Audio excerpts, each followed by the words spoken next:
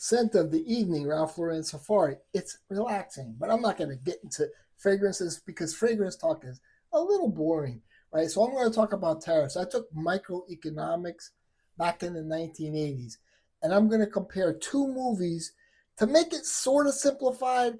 I'm trying to fit a square peg into a round hole, but I'm going to compare two movies, Flashdance, and then we have Wall Street.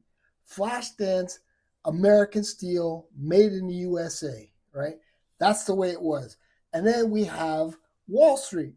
That was a few years later after all those jobs, American jobs, left for China. So then we had Wall Street because the stocks were, it was like making money off the stocks, right? Milton Friedman, he was a shyster. Trust me, I'm Jewish. I can say he was a shyster. Yeah, he owned the libs and everything, but he was a shyster. So all those corporations that left, that went to China, were supposed to be paying a tariff. That's the way it's written in the Constitution.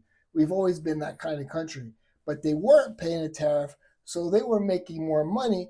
But with that extra money, they were paying off the politicians. So a politician like a House of Representative, Congressperson, right? They're not supposed to be making $5 million.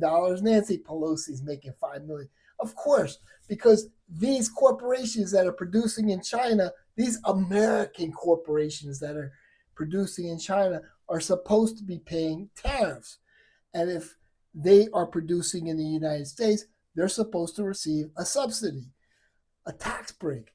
But it's just not working that way. And President Trump, he has a very good understanding of economics, right?